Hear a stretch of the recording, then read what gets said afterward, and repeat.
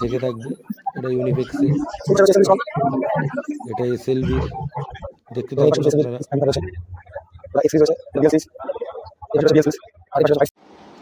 তো বন্ধুরা, আরও অনেকদিন পরে আবার একটা ভিডিও নিয়ে চলে আসলাম।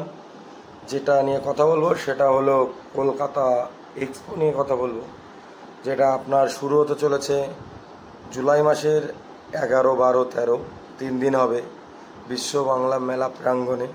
আগেরবারও যেখানে ছিল সেখানেই হবে 11, 12 তারিখে জুলাই মাসে।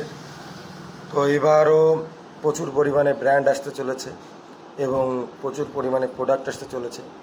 এবারও এক্সপো খুব সুন্দর হবে এবং বাইরে লাইভ ডেমো থাকবে আগেরবারের মতো, ওর থেকে বেশি ব্র্যান্ড থাকবে আশা করছি সেটা। তো সেটা নিয়েই কথা বলবো। তো চলুন ভিডিও শুরু করা যাক। আমি হলাম স্বরূপ আর আপনারা দেখছেন এসকে ডিজে ব্লগ। চলুন শুরু করা যাক।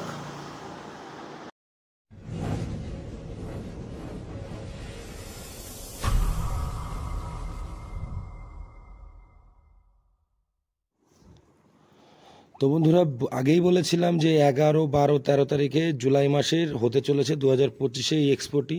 সেটা বিশ্বমালা মেলা প্রাঙ্গণে হতে চলেছে। আগেরবার যেখানে হচ্ছিল সেখানেই হবে এবং এখানে এটা পিএনডি নামক একটা কোম্পানি এই জিনিসটাকে আয়োজন করছে। এবং এখানে যেতে গেলে আপনাকে বিধাননগর স্টেশনে নেমে সায়েন্স সিটির যে কোনো বাস ধরে সায়েন্স সিটির সামনে নামলেই সায়েন্স সিটির সামনেই আপনার বিশ্বমালা মেলা প্রাঙ্গণ, ওখানে চলে যেতে পারবেন। আপনাদের 3 দিনই অনুষ্ঠান হতে চলেছে, শুক্র, শনি, রবি, সকাল 10টা থেকে 6টা পর্যন্ত এটা খোলা থাকবে। তো এবার দেখতে পাচ্ছেন এটা আগেবারের কিছু ক্লিপ। তো এবার আপনার 150টার বেশি স্টল হতে চলেছে এবং 300টারও বেশি ব্র্যান্ড আসতে চলেছে এবং 10,000-এর প্রোডাক্ট আসতে চলেছে এবার এক্সপোতে।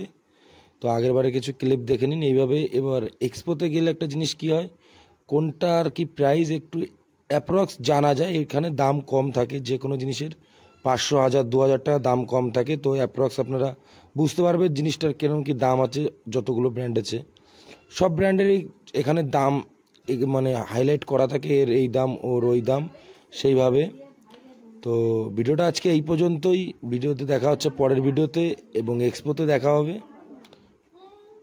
ততক্ষণের জন্য জয় হিন্দ, বন্দে মাতরম।